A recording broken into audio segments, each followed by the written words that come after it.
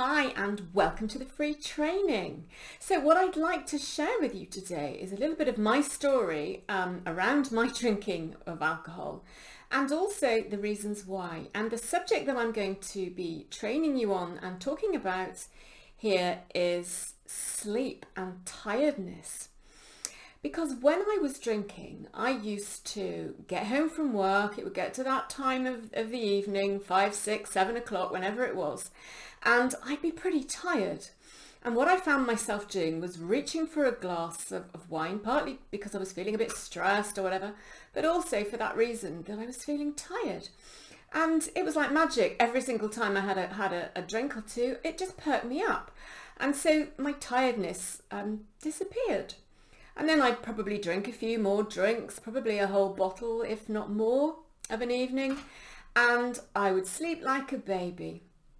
And so I always thought that alcohol was really helpful for those two reasons, to perk me up in the evening and to help me sleep. Well, I couldn't have been more wrong. So let me just explain to you what I now know is going on with all of this, because for me it was a real wow moment. So alcohol actually completely disrupts our sleep. Naturally, our sleep throughout the night will cycle through something called REM, rapid eye movement sleep, and slow wave sleep. And the pattern of this changes throughout the evening or the night. And both types of sleep are really, really important for our health. And REM sleep particularly is absolutely vital. So what happens is that in the early stages of a night's sleep, the majority of the sleep that we're getting is slow wave sleep. And we're getting less REM sleep. And throughout the night, after the first 5 or 6 hours or so, it switches and we start to get that absolutely vital REM sleep that we need.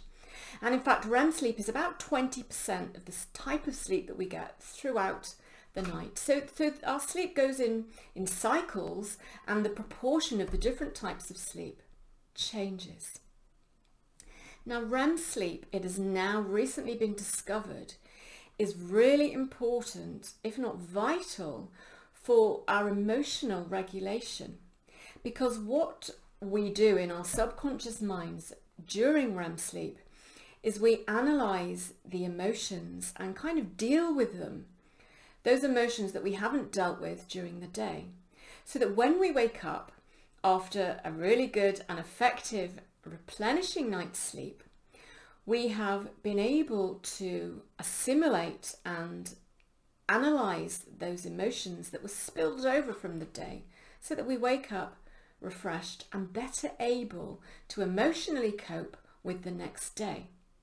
Now, if we don't get this right amount of REM sleep, it affects our ability to emotionally regulate, and that means that we don't cope so well during the day. And also not getting the right balance of sleep also has an effect of making us really tired. Now, what I discovered in my research was that just one drink of alcohol, such as a glass of wine, affects our pattern of sleep. And it means that we're not waking up refreshed and we're not getting the right amount of REM sleep. So this does two things. First of all, it makes us tired during the day, but it also means that we're a bit irritable and we're not able to cope as well with all the emotional stuff that we've got the next day. So not only have we not dealt massively well with the day before, we've now got today's emotional stuff to deal with as well. And we're just not dealing with it as well as we could. And so also, after we've had a couple of glasses of wine, if you're anything like me, I used to find myself waking up at 3, 4 o'clock in the morning, like bing, wide awake, and really struggling to get back to sleep for the rest of the night, let alone all those feelings of, oh my goodness, I've done it again, I've drunk too much, and all of that was going on in my head as well. So because of the fact that we get more REM sleep in the later hours of sleeping, 5 hours sleep, after that, that's when our really important REM sleep really kicks in.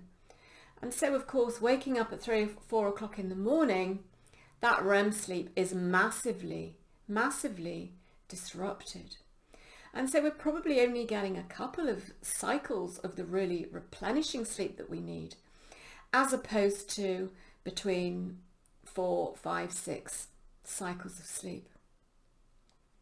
So what happens is that we're at basic low level during the day after we've been drinking the night before. We're tireder than we would be if we hadn't been drinking, and we're also less able to cope. Now, come 5 or 6 o'clock in the evening, when I get back home from work, or when I had children, I'd sorted the kids out, boy was I feeling tired, and so a glass of wine would perk me up.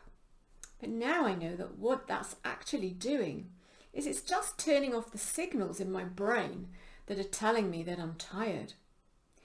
And if I'm tired and I'm feeling tired, then I really should have listened and realized that maybe there was something else going on. And there's another problem, and that is when we wake up in the morning and we're feeling tired, or it's 11 o'clock and we're really struggling, we'll pile ourselves full of caffeine just to get through the day. And that also has an exacerbating effect of just pumping our bodies full of stress hormones, which alcohol does as well. So all in all, alcohol is making us tired, is making us drink loads and loads of caffeine in the day to try and compensate, which of course we never can. And then drinking in the evening is just carrying on that cycle. So all in all, alcohol really is incredibly damaging for our health. Now, if you're anything like me, I did not have a clue that that was what was going on with me. As I said at the beginning of this mini training, I used to think that alcohol woke me up in the evenings, and because it made me drowsy, I used to think it gave me a good night's sleep. But I now know that even if I slept through the night, the sleep I was getting just was not replenishing. And so it was just carrying on day by day. And as you may know, the effects of sleep deprivation are accumulative. It gets worse every single night that I wasn't sleeping well. And the good news is that after only 5 to 7 days without alcohol, all of that wonderful night's sleep is back in business, and we're actually balanced, we're getting our REM sleep, and everything is really sorting itself out.